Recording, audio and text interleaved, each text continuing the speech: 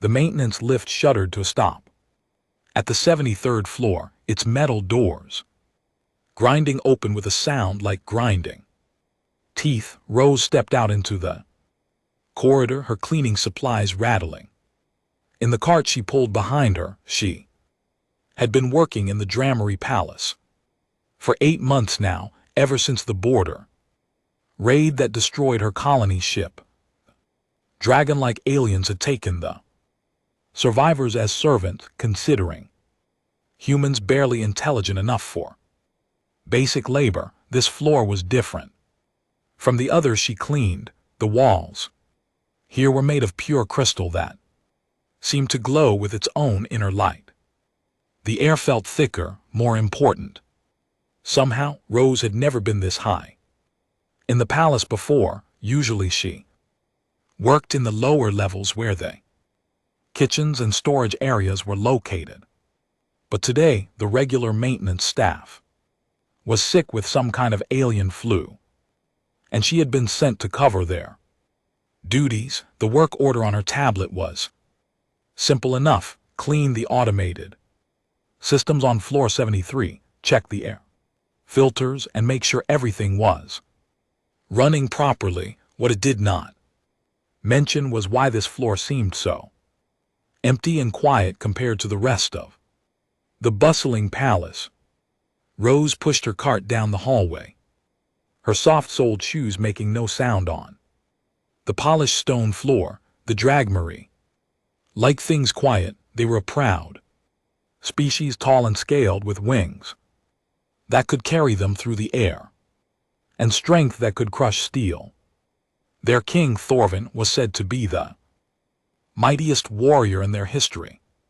The humans who served in the palace rarely saw him, but they could feel his presence like a weight pressing down on everything. As she worked her way through the corridor, checking the wall-mounted air recyclers, Rose noticed something strange. One of the automated service panels was blinking red instead of the usual green. She approached it and saw that the system had completely shut down. The display showed error messages in the flowing Dramery script that she could barely read. Following the maintenance cables, Rose traced the problem to a large door at the end of the corridor. The door was different from the others she had seen. It was larger, made of the same crystal as the walls, and covered with symbols that seemed to shift and move in the light. More importantly, it was slightly open, which explained why the environmental systems were failing. Rose knocked gently on the door and waited. No answer came. She knocked again, a little louder this time. Still nothing. According to her training, she was supposed to report system failures immediately and wait for a Dramery technician to handle them. But the error messages were getting worse, and she could feel the air getting stale. Someone inside might be in trouble. She pushed the door open just enough to peek inside. The room beyond was enormous, easily the size of the main dining hall. She cleaned every day, but where the dining hall was full of tables and chairs and the noise of hundreds of aliens eating and talking, this room was almost empty.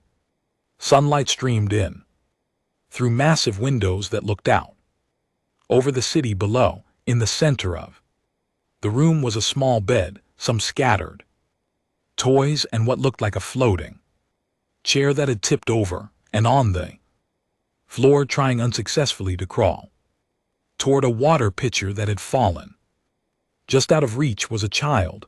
Rose had never seen a young Dramery before. The adults were impressive and frightening, with their scales and sharp teeth and eyes that seemed to look right through humans like they were nothing. But this child was different. He was small, maybe 6 or 7 years old by human standards, with silver blue scales that caught the light like jewels. His wings, which should have been powerful enough to lift him into the air, hung limp and useless. At his sides, his legs, which should have carried him across the room with ease, lay still beneath him. The child looked up when Rose entered, and she saw tears on his face. His eyes were the same golden color as the adult Drachmarie, but they held something she had never seen in an alien before: fear, loneliness, and a desperate hope that maybe, just maybe, someone had finally come to help. Rose forgot about the cleaning supplies. She forgot about the rules that said humans were not supposed to touch the royal family without permission. She forgot about the punishment for entering restricted areas. All she saw was a child who needed help. She crossed the room quickly and knelt beside him. The child flinched at first, probably expecting to be hurt or ignored like always. But Rose moved slowly and gently, the way she would with any frightened child. She reached out and carefully lifted him. Surprised by how light he was, his scales were warm under her hands, and she could feel his heart beating fast with fear and excitement. "It's okay," she said softly, even though she knew he probably could not understand her human language.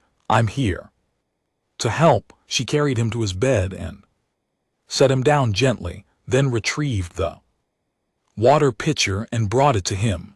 The child drank eagerly, his golden eyes never leaving her face. When he was finished, he said something in the musical Drachmarie language. Rose did not understand the words, but the tone was clear. He was saying, "Thank you." Rose looked around the room and began to understand. This was a prison, but not the kind with bars and locks. This was the kind of prison made of shame and tradition. The child was hidden away here because his people saw his paralyzed legs and useless wings as a weakness that brought dishonor to their family. He had been left alone with only machines for company, slowly dying of loneliness. She spent the next hour with him, playing simple games with the toys scattered around the room. She showed him how to stack blocks in different ways, how to make patterns with colored stones, and how to play peekaboo behind her hands. The child laughed for the first time in months, maybe years. The sound was like music, high and sweet and full of joy. But their time together came to an end when the crystal door burst open and King Thorvin himself strode into the room. Rose had never seen the Drachari king up close before. He was enormous even by the standards of his people. His scales were deep red like dried blood, and his wings cast shadows across the entire room. His eyes blazed with a fury that made the air itself seem to burn. Behind him came a dozen palace guards, their weapons already drawn. The child, who had been playing happily just moments before, went very still and quiet. Rose could feel him trembling in her arms. "How dare you?" the king said, his voice like thunder rolling across mountains. "How dare a human slave touch royal blood?" Rose knew she was going to die.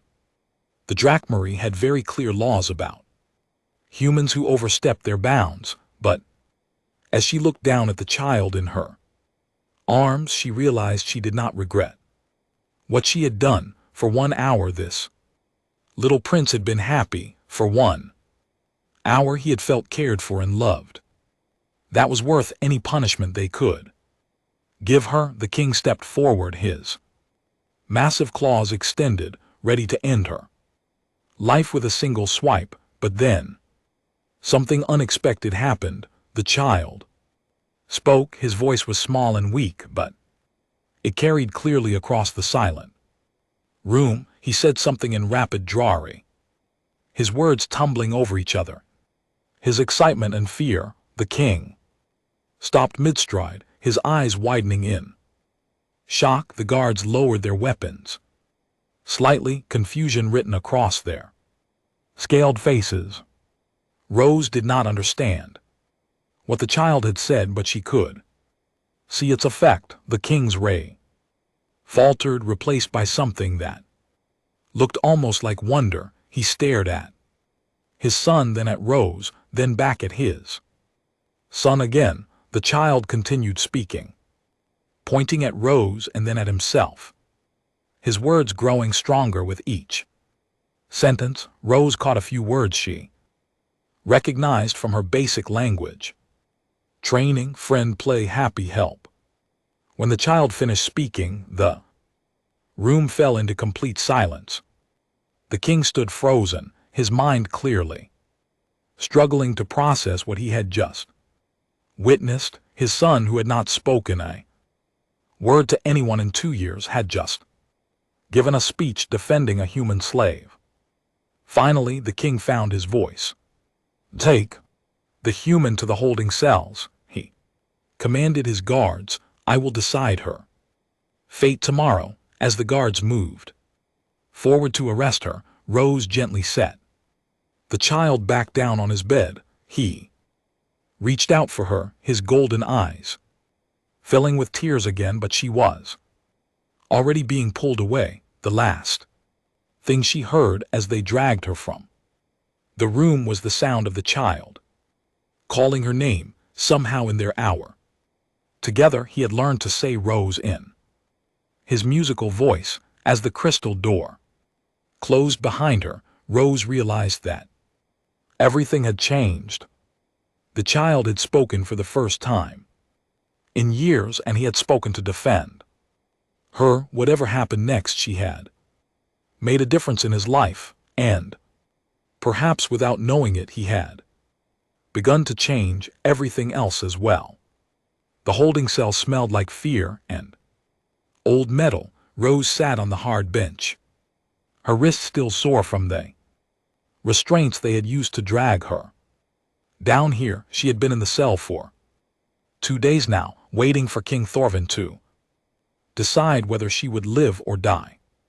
The guards brought her water and some kind of bitter alien food twice a day. But no one spoke to her, no one even looked at her. She spent the time thinking about the child, Prince Aldrich. That was his name. She had learned from whispered conversations between the guards. They seemed almost afraid to say it out loud, as if speaking about the paralyzed prince would bring bad luck. Rose wondered if he was okay, if he was eating properly, if anyone was taking care of him now that she was gone. On the third morning, the cell door opened with a clang that echoed through the stone corridors. But instead of guards coming to take her to her execution, a young Drakmarie female entered. She wore the robes of a palace official, and her scales were a pale green color that marked her as one of the educated class. "You are the human who touched Prince Aldrich," she said in accented but clear human language. Rose nodded, not sure what else to say. "I am Vera, advisor to the king. His Majesty has decided to hold a formal hearing instead of simply executing you. This is very unusual. Normally humans who break the laws about royal contact are killed immediately. Why is this different?" Rose asked. Vera hesitated, her golden eyes showing something that might have been confusion or even respect. "Because the prince has not stopped asking for you every day since you were taken away. He has asked when his friend Rose will come back. Yesterday he refused to eat until someone promised to bring you to see him. This morning he spoke in the formal throne room for the first time in his life." Rose felt her heart skip. He spoke in front of others. He demanded to know where you were and why you had been taken away from him. The entire court was shocked. Many of them had never even heard his voice before. Vera paused, studying Rose with curious eyes. What did you do to him? I played with him. Rose said simply. I treated him like a normal child. Normal? Vera's voice rose in surprise, but he is paralyzed. His wings do not work. In our culture, such weakness is a sign of spiritual corruption. The prince has been kept away from others to prevent his shame from spreading. Rose felt anger rise in her chest, but she tried to keep her voice calm. He's not shameful. He's just different. Where I come from, we have children with all kinds of physical challenges. They can still live full, happy lives if people give them the chance. Vera shook her head. Impossible. Physical strength is everything to the Drakmarie. Without it, what purpose does life have? Maybe that's something you need to learn about, Rose said quietly. Before Vera could respond, more footsteps echoed in the corridor. Outside, the guards had arrived to take Rose to the throne room. As they walked through the palace corridors, Rose noticed something different about the way people looked at her. Instead of the usual indifference or disgust, she saw curiosity in their eyes. Word of what had happened with the prince was spreading. The throne room was enormous, with a ceiling that stretched up so high it disappeared into shadows. Hundreds of Drakari nobles filled the space, their scales gleaming in the light from massive crystal chandeliers. At the far end of the room, King Thorin sat on a throne made from what looked like a single enormous gem. His red scales seemed to glow with inner fire, and his presence filled the room like a living force. But Rose's attention was caught by something else. At the base of the throne, in a floating chair that hummed quietly with power, sat Prince Aldrich. He looked so small next to his father, but his golden eyes were bright and alert. When he saw Rose, his face lit up with joy. Rose, he called out in his clear musical voice. The word echoed through the throne room, and Rose heard several nobles gasp in surprise.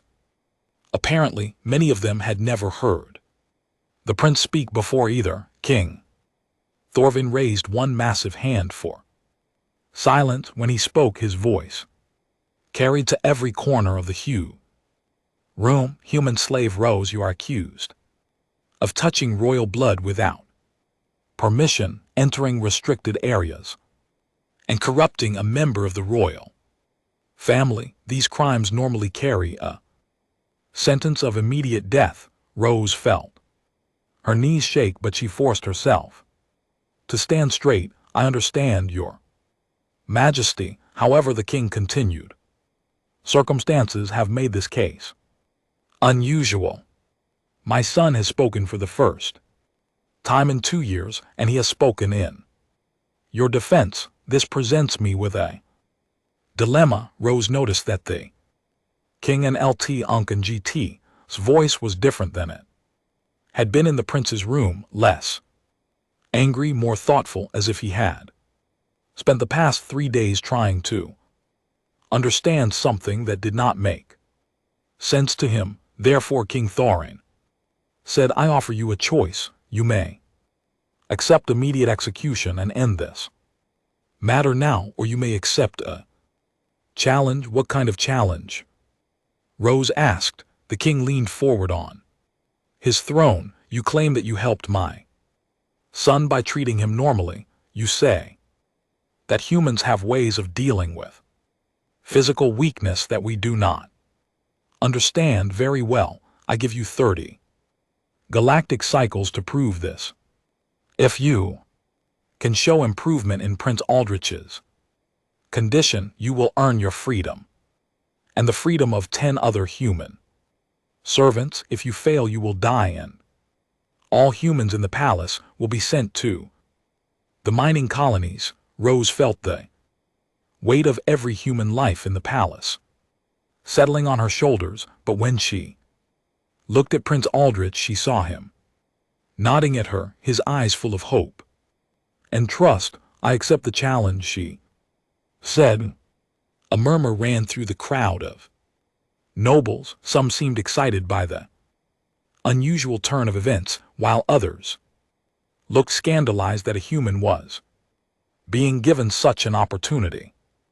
"Very well," the king said, "you will be given quarters near the prince's tower. You will have access to basic supplies and materials, but understand this, human, if you are simply buying time before your eventual execution, you are only prolonging your suffering. The Dremery do not believe in miracles. Maybe it's time you learned about those too," Rose said quietly. The king and Lt. Unk and GTS eyes flashed with something that might have been amusement. "We shall see," as the guards prepared to escort Rose to her new quarters. Prince Aldrich called out again, "Father, may I speak with Rose now?" The king hesitated, clearly uncomfortable with the request. For a few minutes only, Rose was allowed to approach the throne. As she got closer, she could see that Prince Aldrich looked healthier than he had 3 days ago. His scales were brighter, his eyes more alert. Just having something to hope for had already begun to change him. "I knew you would come back," he said in his musical voice, switching to heavily accented human language. "I have been learning your words from the language computers." Rose felt tears sting her eyes. "You've been studying human language every day since you left. I want to understand everything you can teach me." His golden eyes were serious beyond his years. "Father thinks you cannot help me, but I know you can. I felt different when you were here. Stronger. I'm going to try my best." Rose promised, "But you have to help me. This is going to be hard work." "I am not afraid of hard work," the prince said firmly. "I'm only afraid of being alone."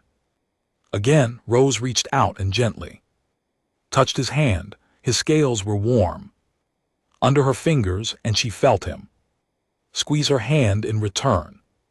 "You're not going to be alone anymore." As she was led away to her new quarters, Rose's mind was already working. 30 galactic cycles was roughly equivalent to 3 human months. Not much time to overcome years of neglect and the prejudices of an entire civilization, but she had advantages the Drakari did not expect.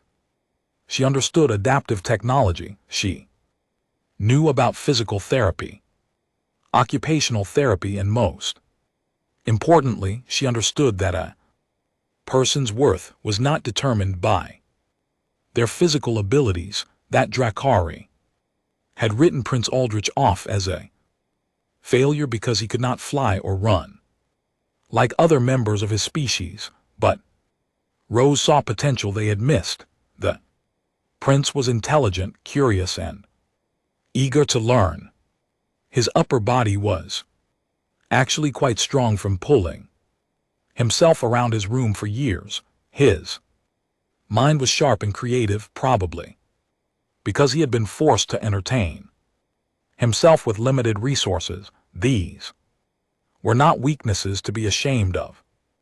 They were strengths to be developed. Her quarters were simple but comfortable, with a small workshop area where she could build whatever adaptive equipment she might need. The Drakmari had given her access to basic materials and tools, probably expecting her to fail quickly and dramatically. They were about to learn what human determination and ingenuity could accomplish when given a real challenge. Rose spent her first night planning. She sketched designs for mobility aids, exercise equipment, and educational tools. She thought about the human children she had known back home who had faced similar challenges and overcome them. She remembered the joy and pride on their faces when they accomplished something everyone else said was impossible. By morning she was ready to begin changing not just Prince Aldrich's life but the entire drawer. Understanding of what strength really meant. The impossible awakening was just beginning. 20 days had passed since Rose began working with Prince Aldrich, and the changes were impossible to ignore. The prince's room, once empty except for a bed and scattered toys, now looked like a combination gymnasium, classroom, and workshop. Rose had built parallel bars from salvaged metal pipes, created weight training equipment from spare parts, and turned one wall into a massive learning board covered with maps, star charts, and strategic diagrams. But the most dramatic change was in Prince Aldrich himself. Rose watched as he pulled himself across the parallel bars she had constructed, his arms moving with strength and confidence that had not existed a month ago. His silver blue scales gleamed with sweat, and his breathing was controlled and steady. When he reached the end of the bars, he lowered himself into the mechanical wheelchair Rose had built from hover cart parts and recycled palace equipment. Again, he said in human language, which he now spoke almost fluently, "I want to try the obstacle course again." Rose smiled but shook her head. "You've already done it 3 times this morning. Even human athletes need rest between training sessions, but I am getting stronger every day." Aldrich protested. "Yesterday, I could only do the course twice before getting tired. Today I can do it 3 times. Tomorrow maybe I can do it 4 times. Strength isn't just about how many times you can do something," Rose explained, wiping his scales with a damp cloth. "It's also about knowing when to rest so your body can rebuild itself. That's how muscles grow." The concept of planned rest was foreign to Drari culture, where strength was seen as something you either had or did not have. But Aldrich had embraced human training methods with enthusiasm that amazed even Rose. He approached physical therapy the same way he approached everything else, with fierce intelligence and determination. "Tell me about the strategic problem again," he said, wheeling himself over to the wall covered with star charts, the one about the supply convoy. Rose had been teaching him human military history and tactical thinking as part of his mental exercises. She believed that a strong mind was just as important as a strong body, and Aldrich had proven to be a brilliant student. His ability to see patterns and solve problems was extraordinary. "Remember the Earth-Mars trade war from human history?" Rose said, pointing to a diagram she had drawn. "The Earth forces had stronger ships and more weapons, but the Mars colonies controlled the asteroid mining stations. How did Mars win the war?" Aldrich studied the diagram for a moment, his golden eyes moving quickly across the information. "They did not fight the Earth ships directly. Instead, they attacked the supply lines. The Earth ships were powerful, but they needed fuel and resources from the asteroid belt. Mars cut off the supply convoys and waited for the Earth fleet to become weak and desperate." "Exactly," Rose said, proud of how quickly he had grasped the concept. "Sometimes the smartest strategy is not to attack your enemy strength, but to attack their weakness." "Like what you did with me," Aldrich said thoughtfully. "Everyone saw my paralyzed Legs as a weakness that could not be fixed, but you attacked the real weakness, which was that no one had ever tried to help me become stronger in other ways. Rose felt a warm glow of pride. In just 20 days, Aldrich had transformed from a lonely, depressed child into a confident young person with a sharp mind and growing physical capabilities. But more than that, he was beginning to understand that there were many different kinds of strength there. Conversation was interrupted by a soft chime from the door. Rose opened it to find Vera, the pale green advisor who had first told her about the hearing. But Vera's expression was troubled, and she kept glancing nervously over her shoulder. "I need to speak with you privately," Vera said in a low voice. "There are things happening in the court that you should know about." Rose looked back at Aldrich, who was listening intently from his wheelchair. "Anything that affects me affects the prince too," she said. "He should hear this." Vera hesitated, then nodded. She entered the room and closed the door carefully. Behind her, there is a growing faction among the nobles who oppose what you are doing here. They are led by General Drex, the king's military advisor. They believe that your influence over the prince is dangerous. Dangerous how? Rose asked. "They say that you are teaching him to think like a human instead of like a Drakari." They point to his interest in strategy and tactics as evidence that you are trying to make him weak and cowardly. Ver's voice dropped even lower.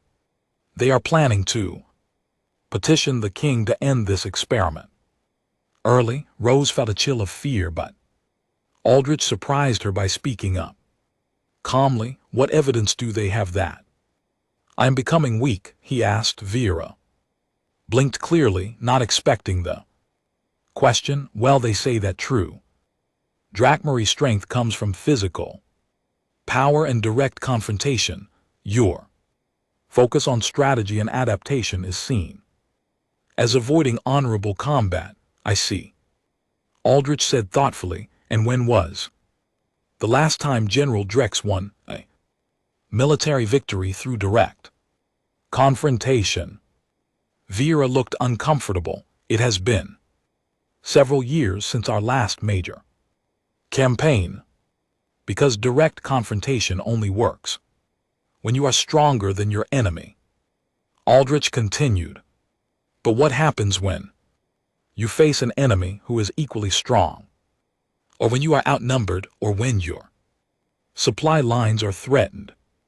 His golden eyes were bright with the excitement of a complex problem.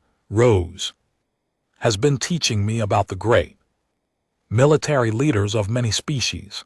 The ones who won the most victories were not always the strongest. They were the ones who could adapt their strategies to overcome any challenge." Rose watched in amazement as the young prince systematically dismantled the argument against his education. In 20 days he had not only grown physically stronger, but had developed the kind of analytical thinking that could serve him well as a future leader. But General Drex has many supporters, Vera warned. "They believe that the traditional ways are the only correct ways.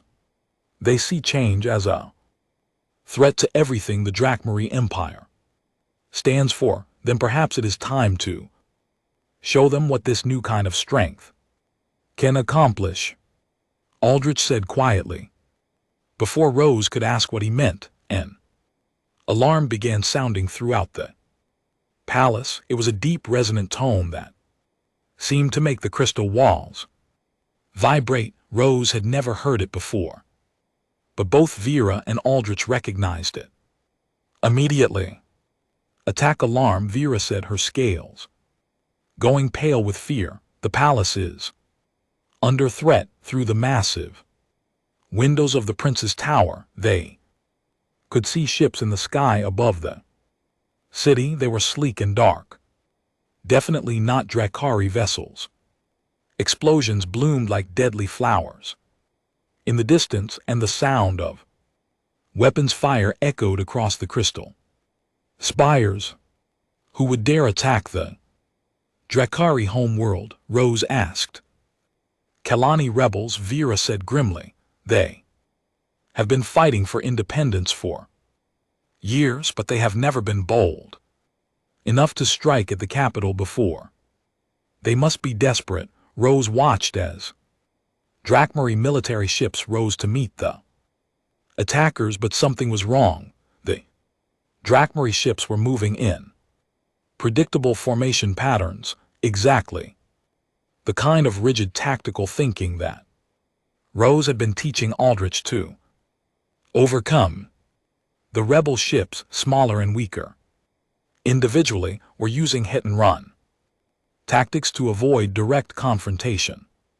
They are going to lose, Aldrich said, quietly studying the battle through the window. Our ships are stronger, but the rebels are using better tactics. They will pick off our forces one by one, while avoiding the main fleet, surely. Our military commanders know what they are doing, Vera said uncertainly. Do they? Aldrich asked. Rose, show her the diagrams of the Mars-Earth war, as Rose pulled out the strategic chart she had been using to teach Aldrich. The young prince began analyzing the battle raging outside their window. His assessment was clinical and frighteningly accurate. The Drakmari fleet was being outmaneuvered by a smaller, weaker force that understood the principles of adaptive warfare. The rebels will target a supply depot next, Aldrich predicted, pointing to a facility visible in the distance. If they can destroy our fuel reserves, our ships will be forced to land for resupply. Then they can attack them on the ground where our aerial advantage is lost. Even as he spoke, a squadron of rebel ships broke away from the main battle and headed straight for the supply depot. We have to warn someone, Vera said desperately. Who? Aldrich asked. General Drex is in command of the defense, and he would never listen to advice from a paralyzed prince and a human slave. Rose looked at the young prince in his mechanical wheelchair, his silver blue scales gleaming with determination. In 20 days she had watched him transform from a hidden shame into a brilliant strategist. But now he was trapped, unable to help defend his own world, because the very people who should value his mind saw only his physical limitations. There has to be something we can do, she said. Aldrich was quiet for a moment, studying the battle and the diagrams Rose had created. When he spoke again, his voice was filled with quiet confidence. There is, he said, but it means taking a very big risk, and it means trusting that everything you have taught me about human ingenuity is true. Rose looked into his golden eyes and saw not a disabled child, but a future leader who had learned to see strength in places others overlooked. Tell me what you need. As explosions continued to light up the sky outside, Prince Aldrich began to outline a plan that would either save the Drakmari capital or doom them all. But for the first time since the battle began, Rose felt hope. The impossible transformation was about to be put to its ultimate test. The communication device Aldrich had built from spare parts crackled to life with static and urgent voices. Rose watched as the young prince adjusted the frequency controls with practiced ease, his enhanced upper body strength allowing him to manipulate the heavy equipment that would have been impossible for him to use just weeks ago. The voices coming through the speaker were panicked and confused. Sector 7 is lost, came General Drex's voice strained with frustration. Rebels have destroyed 3 more supply depots. Our ships are being forced to retreat for refueling, sir. If we could try a flanking maneuver through the asteroid field, suggested another voice. Younger and less certain. Impossible. Dree snapped. Drakmari ships are not built for hiding behind rocks. We fight with honor, facing our enemies directly.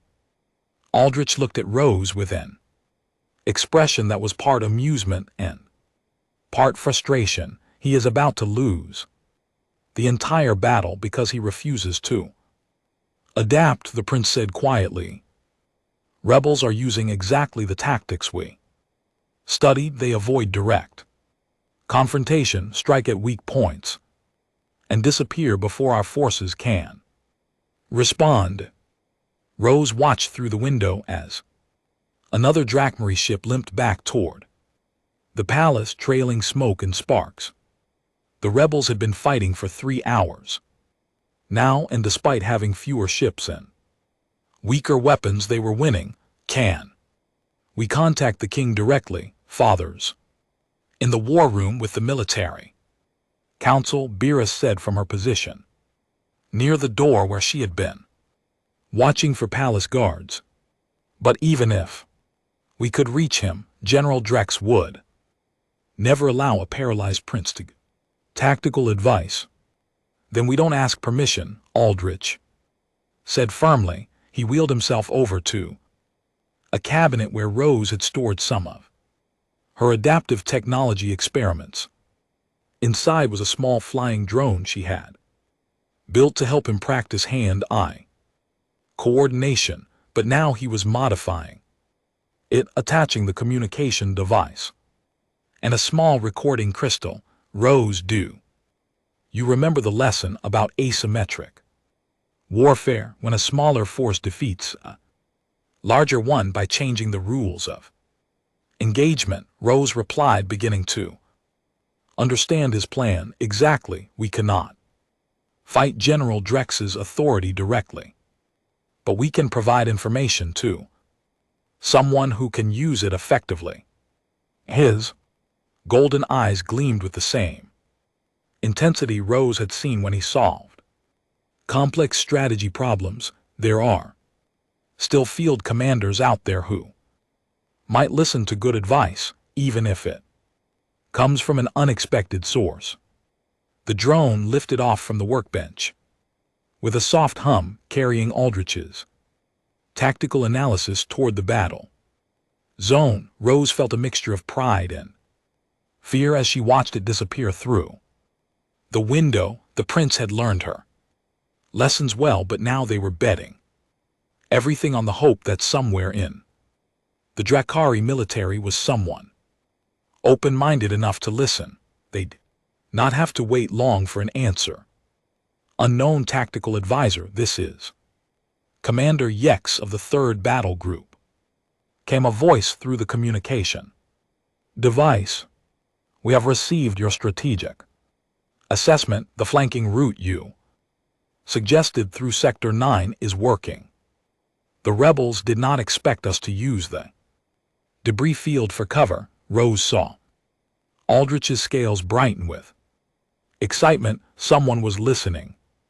Commander Yex, Aldrich spoke into the device, disguising his voice to sound older. The rebels are using a rotating strike pattern. They hit supply depots every 18 minutes in a clockwise sequence. If you position ships at Depot 7 and Depot 12, you can intercept their next attack wave. Understood, tactical advisor, moving ships to those positions now, but their success was short-lived. The door to the prince's tower burst open, and General Drex himself strode into the room, followed by a squad of heavily armed guards. The general was enormous, even by Murray standards, with dark red scales and scars that marked him as a veteran of many battles. His eyes blazed with Fury when he saw the communication. Equipment, treason, he snarled, pointing one clawed finger at Aldrich. The prince is giving information to enemies of the state. I'm helping to defend our home world, Aldrich replied calmly, not backing down despite being surrounded by armed guards. You are undermining military command with your human corruption. Drex spat, his gaze shifting to Rose. This human witch has poisoned your mind with cowardly tactics and dishonorable strategies. The tactics are working, Aldrich pointed out. Commander Yex just reported intercepting a rebel squadron using the information I provided. One lucky guest does not excuse treason. Drex gestured to his guards. Arrest them both. Human will be executed immediately and the prince will be confined until this battle is over. But as the guards moved forward, the communication device crackled again. Tactical advisor, this is Commander Yex. The rebel command ship has been isolated. Using your predicted movement patterns, we have a clear shot. But they are trying to escape through the northern trade corridor. What do you advise? General Drex hesitated, his hand raised to cut off the communication. Rose could see the conflict in his expression. His pride demanded that he silence Aldrich and maintain traditional command structure, but the battle was being won using the prince's unconventional strategies. Tell him to let the command ship escape, Aldrich said quickly, but have ships waiting at the exit point of the trade corridor. The rebels will think they are safe and drop their guard. That is when you strike. You would let enemies escape? Drex asked incredulously. I would let them think they are escaping, Aldrich corrected. Sometimes the most effective trap is the one your enemy chooses to enter willingly. The communication device confirmed Aldrich's prediction.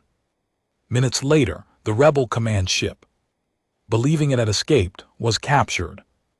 When it emerged from the trade corridor, with their leadership gone, the remaining rebel ships surrendered or fled. The battle was over. The Dremery home world was safe. General Dree stood in the silence that followed, his scarred face showing the internal struggle between his prejudices and the undeniable evidence before him.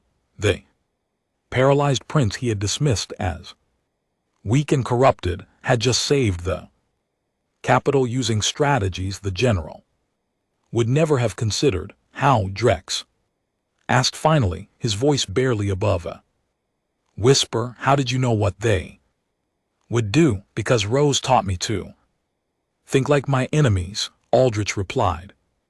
To understand their motivations and predict their actions based on logic rather than honor. The rebels were not fighting to win glory, they were fighting to survive. Once I understood that, their tactics became predictable. Rose watched as something shifted in the general's expression. The fury was still there, but it was mixed now with confusion and perhaps a grudging respect. These are not drawaways, he said. No, Aldrich agreed, they are better. Before Drex could respond, King Thorin himself appeared in the doorway. The massive ruler filled the entrance, his red scales gleaming, and his presence making the already large room feel small. Behind him came the rest of the royal council, their faces showing mixtures of shock, confusion, and curiosity. I have been listening to the military communications, the king said, his voice carrying the weight of absolute authority. Someone calling himself tactical advisor coordinated the defense that saved our world. General Drex, I assume this was one of your commanders. Drex looked at Aldrich, then at Rose, then back at his King. Rose could see the choice forming. In his mind, he could claim credit for the victory and maintain his position. He could lie about who had really provided the strategic guidance that won the battle. His pride and his prejudices urged him toward deception. Instead, he stepped aside and pointed at Aldrich. "It was the prince, your majesty," Dree said. Quietly, the paralyzed prince saved us. All the throne room had never been so silent. King Thorin stared at his son. This child he had hidden away in shame for years, trying to process the impossible reality before him. The weak prince who could not fly, who could not walk, had just demonstrated strategic brilliance that exceeded anything his military council had achieved. "How is this possible?" the king asked.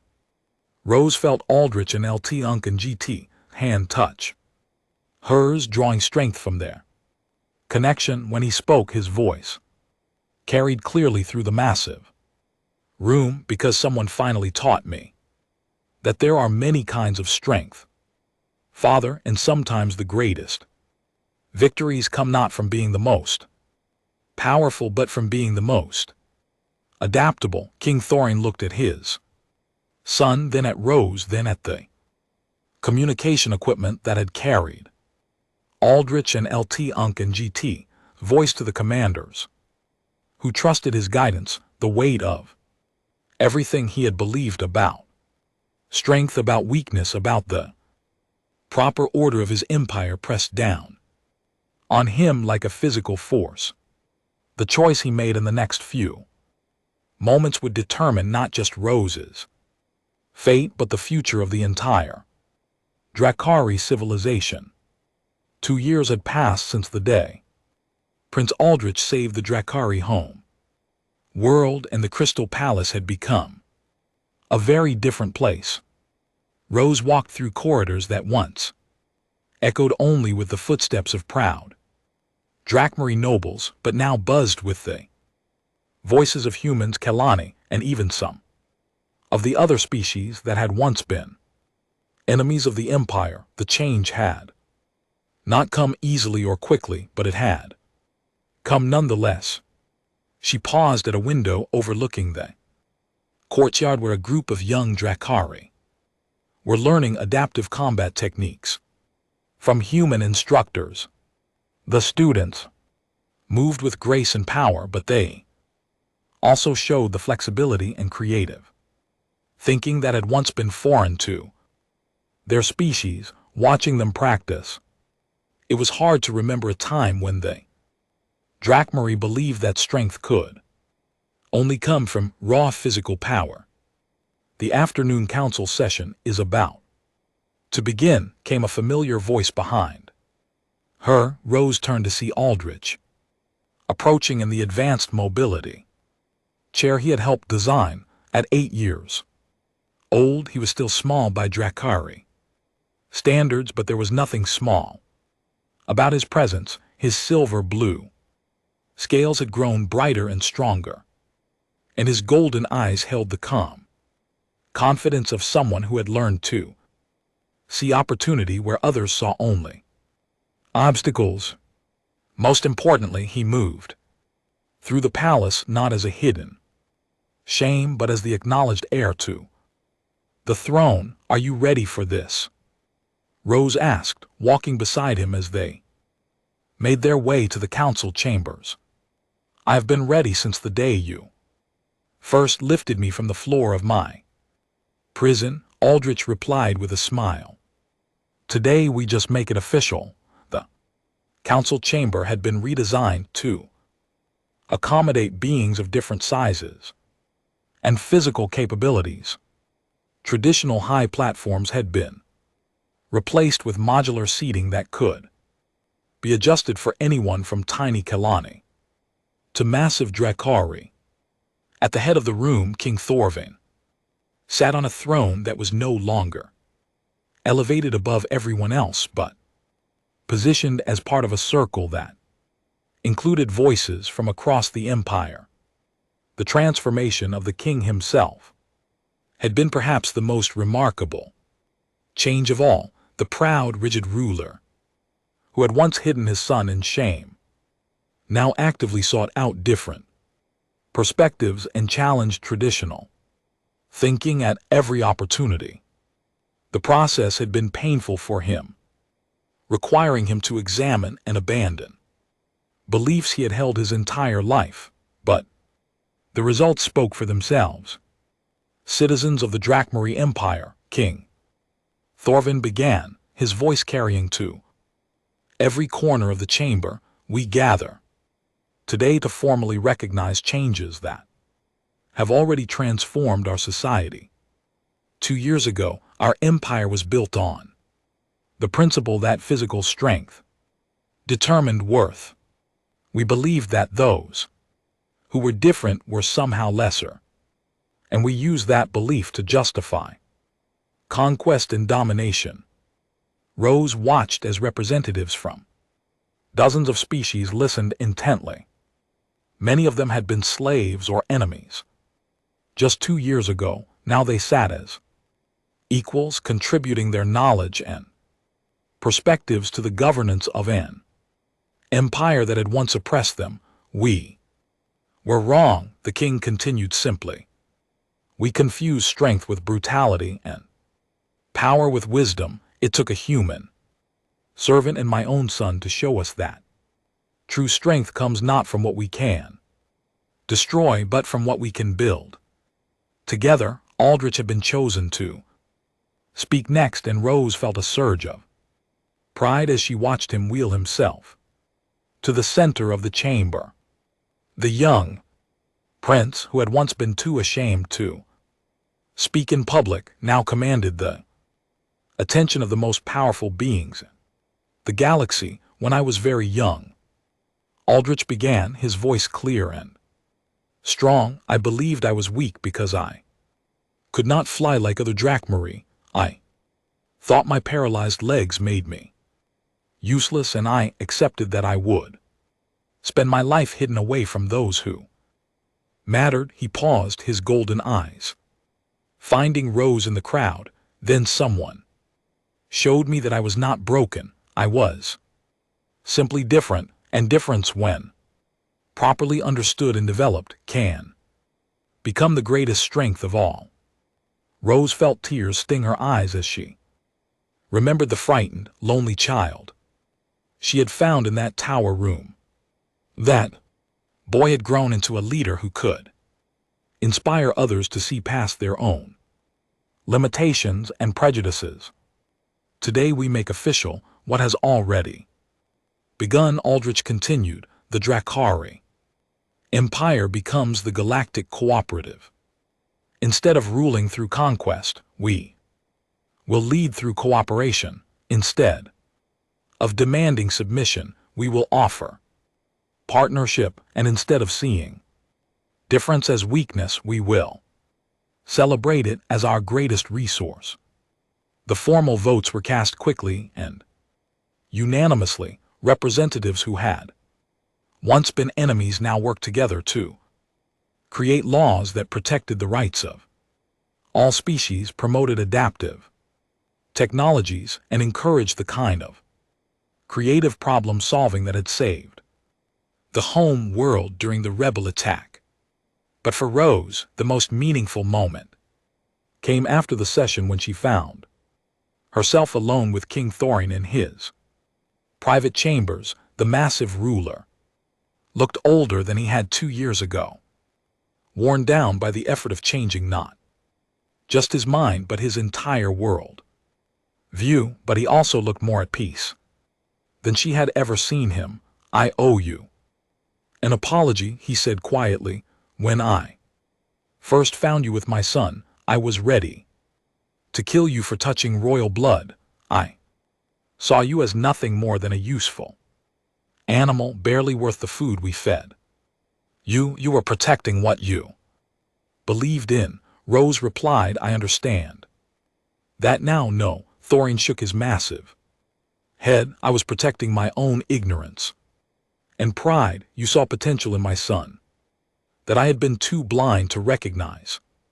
You gave him hope when I had given him only shame. You taught him that his worth was not determined by his physical limitations, and in doing so you taught all of us the same lesson.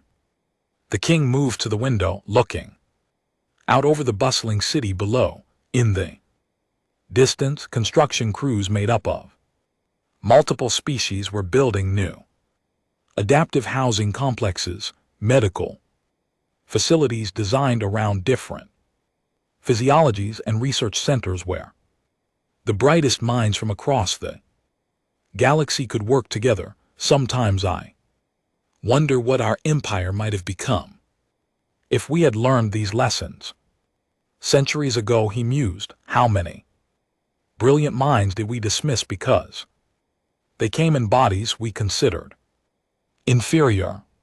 How many innovations did we miss because we were too proud to listen to those we thought beneath us? You can't change the past, Rose said gently, but you can shape the future. Indeed.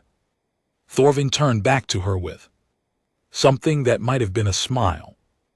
Which brings me to my final request. Aldrich will need advisors when he takes the throne, people who understand that leadership is about service, not domination, people who can see strength in unexpected places. Rose felt her heart skip. Are you asking me to stay? I'm asking you to help us continue becoming the civilization we should have been all along, the king replied. You have already given us more than we deserved. I would understand if you chose to return to your own people, but if you are willing, we would be honored to have you help guide this new empire.